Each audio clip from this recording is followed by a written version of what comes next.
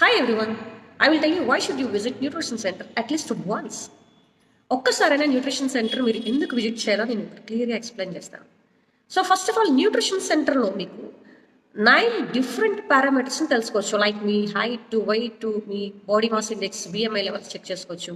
And మీ బాడీలో fat level, abdominal fat, subcutaneous చర్మం కింద ఉన్న ఫ్యాట్, అండ్ మీ మజిల్ పర్సంటేజ్, అండ్ సో మీ బిఎంఆర్ లెవెల్స్, ఇట్లాంటి డిఫరెంట్ పారామీటర్స్ అన్నీ కూడా న్యూట్రిషన్ సెంటర్లో మీకు free fat analysis, free BMI checkup ద్వారా తెలుసుకోవచ్చు.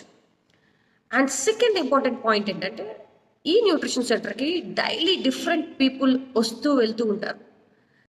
సో లైఫ్ లాంగ్ హెల్తీగా ఉండాలి, సో నేను ఫ్యూచర్లో కూడా ఎట్లాంటి హెల్త్ కాంప్లికేషన్స్ రాకుండా నేను ప్రివెన్షన్గా నేను నా బాడీని కేర్ తీసుకుంటాను, ఇట్లాంటి ఆలోచనతో ఉండే హ్యాపీ పీపుల్ మీరు మీట్ అయినప్పుడు డెఫినెట్గా మీరు కూడా చాలా హ్యాపీగా ఉంటారు.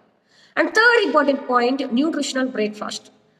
న్యూట్రిషన్ క్లబ్లో ఫస్ట్ డే మీరు ఎప్పుడైతే న్యూట్రిషనల్ బ్రేక్ఫాస్ట్ తీసుకున్నారో డెఫినెట్గా మీరు బిఫోర్ తీసుకునే ఇడ్లీ, పూరి, దోశ, వడ, సో ఏదైతే మీ బ్రేక్ఫాస్ట్ ఉందో హై కార్బ్స్, హై ఫ్యాట్ ఇచ్చే బ్రేక్ఫాస్ట్కి న్యూట్రిషనల్ బ్రేక్ఫాస్ట్కి డిఫరెన్షియేషన్ డెఫినెట్గా మీరు చూడగలరు. మీరు చాలా కంఫర్ట్గా ఫీల్ అవుతారు న్యూట్రిషనల్ బ్రేక్ఫాస్ట్ తర్వాత. మీ ఎనర్జీ లెవెల్స్ చెక్ చేసుకోవచ్చు, మీ యాక్టివ్నెస్ చెక్ చేసుకోవచ్చు, మీ డైజెషన్ మీరు చెక్ చేసుకోవచ్చు.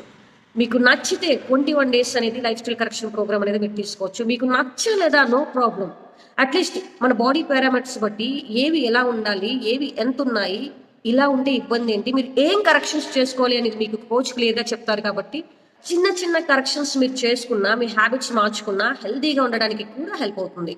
సో ప్రతి ఒక్కరూ న్యూట్రిషన్ సెంటర్ ఒక్కసారైనా విజిట్ చేయండి. డెఫినెట్గా న్యూట్రిషన్ సెంటర్ విజిట్ చేయాలి. ఇంకొంచెం మోర్ ఇన్ఫర్మేషన్ కావాలి అనుకుంటే కనుక డెఫినెట్గా నన్ను కాంటాక్ట్ చేయండి. Thank you so much.